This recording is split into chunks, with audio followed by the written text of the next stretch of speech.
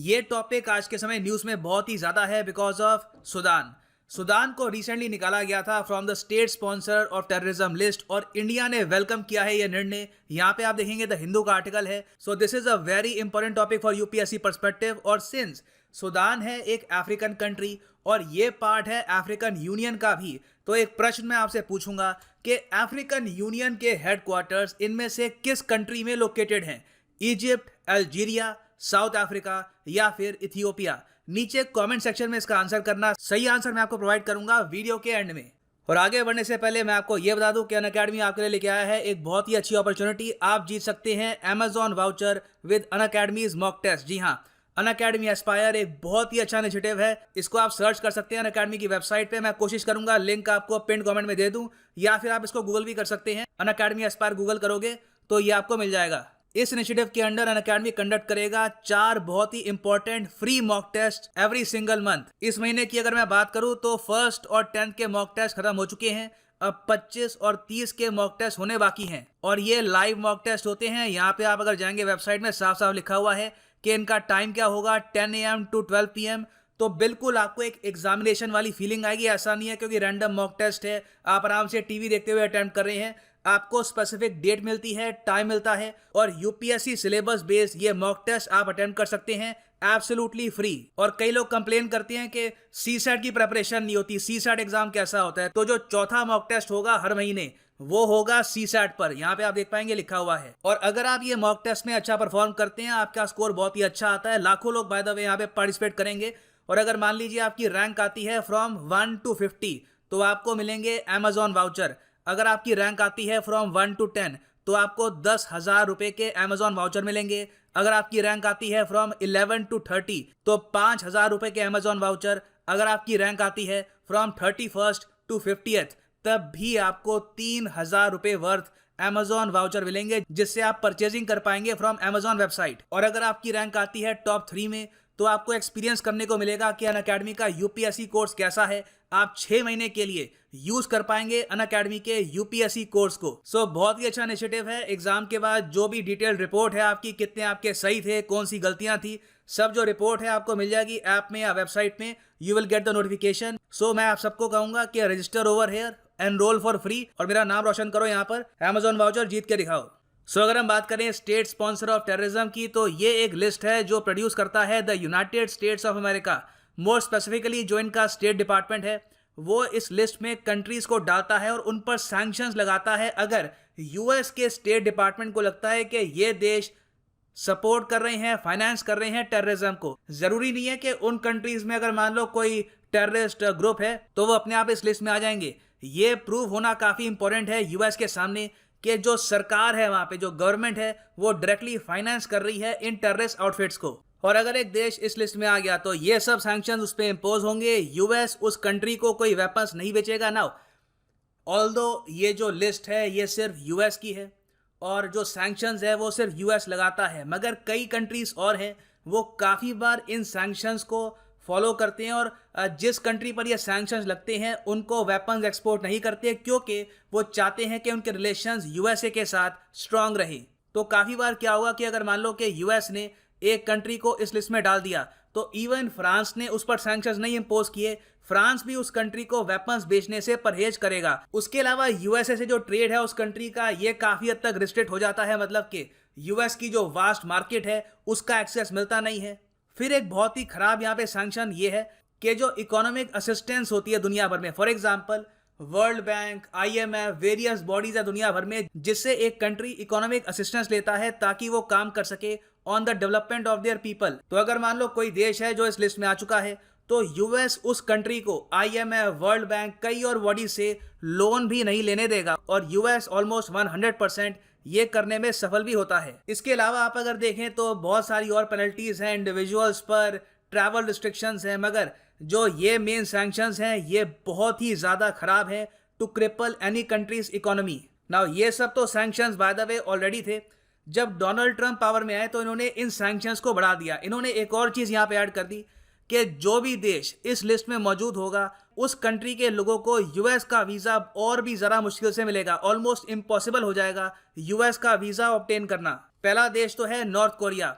North Korea को इस list में ऐड किया गया था 1988 में after the 1987 bombings of south Korean air flight. उसके बाद अर्ली 2000s में नॉर्थ कोरिया को इस लिस्ट से निकाला भी गया, मगर इनको वापस इस लिस्ट में डाला गया था 2017 में अंडर डोनाल्ड ट्रंप। इसका रीजन ये है क्योंकि यूएस मानता है कि आज के समय नॉर्थ कोरिया वेपन सप्लाई कर रहा है दुनिया भर की टेररिस्ट आउटफिट्स को, और ये सब ये कर रहे हैं क्योंकि इस कंट्री के पास मैन्युफैक्चरिंग करने को कुछ है नहीं, कुछ इंडस्ट्री नहीं है, तो काफी बार ये टेररिस्ट आउटफिट्स को वेपन्स बेच के कुछ पैसा कमाते हैं। तो यूएस ने ये कहकर इनको 2017 में इस लिस्ट में डाल दिया था।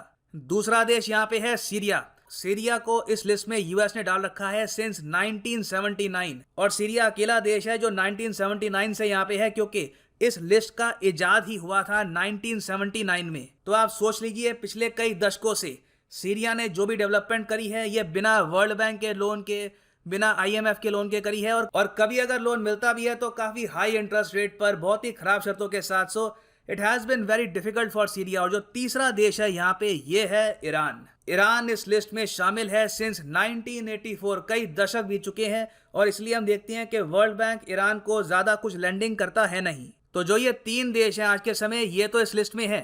मगर आपका हो सकता है क्वेश्चन हो कि इंडिया का एक नेबरिंग कंट्री है पाकिस्तान, उसको हम काफी बार एक्यूज करते हैं UN में और भी फोरम्स में कि ये कंट्री टेररिज्म प्रमोट कर रहा है। पाकिस्तान को कभी भी 1979 से लेकर अब तक इस लिस्ट में नहीं डाला गया। बाकी जो कंट्रीज हैं जो इस लिस्ट में आती जाती रही हैं, ये आपके सामने है, Iraq, south Yemen, Libya, Cuba और रिसेंटली सूडान। पाकिस्तान को ऑल्दो US गवर्नमेंट की कई रिपोर्ट्स कह चुकी हैं कि ये एक टेररिस्ट सेफ हेवन है, मतलब कि पाकिस्तान में आतंकवादी ग्रुप्स हैं और ये आतंकवादी संगठन पाकिस्तान में रहकर ऑर्गेनाइज कर पाते हैं, प्लान कर पाते हैं, फंड्स रेज कर पाते हैं, आपस में कम्युनिकेट करते हैं, रिक्रूट कर पाते हैं नए लोगों को।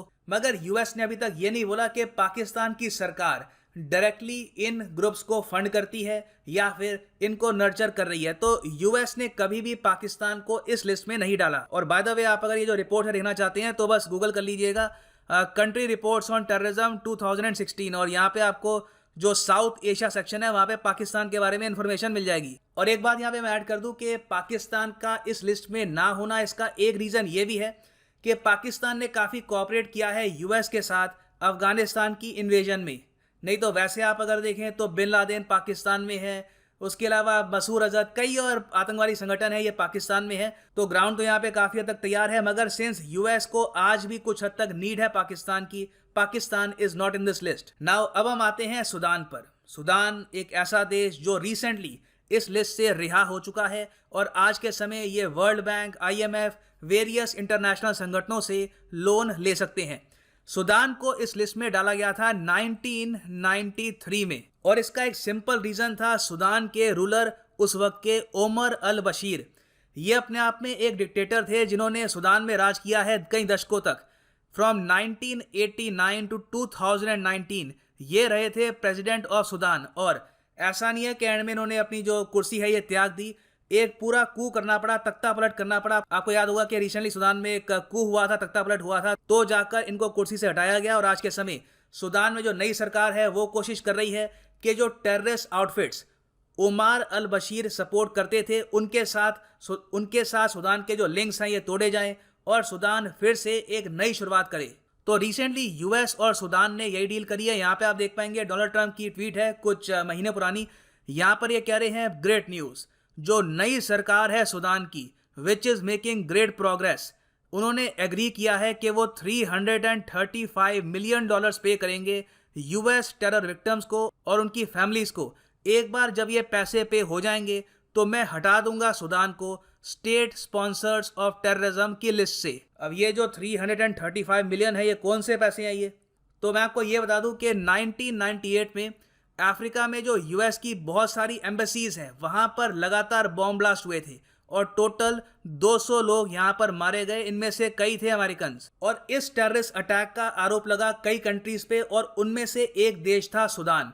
सूडान को US ने कहा कि ये कंट्री हार्बर कर रहा था कई आतंकवादियों को, ये फाइनेंस करते हैं, सपोर्ट करते हैं। और बिल क्लिंटन बाय द वे उस वक्त US के प्रेसिडेंट थे, और अंडर बिल क्लिंटन US ने लॉन्च किया था ऑपरेशन इनफाइनाइट रीच, और इस ऑपरेशन के अंडर US ने ओपनली बॉम्बिंग करी थी सूडान की, बोथ सूडान और बाय द वे अफगानिस्तान की भी। मगर सूडान की हैवी बॉम्बिंग हुई थी क्रूज मिसाइल से इन्होंने सुदान को हैवी डैमेज पहुंचाया और ये एक बहुत ही ज़्यादा खराब टाइम था for the people of Sudan. Now ये तो यूएस ने किया 1998 के आसपास।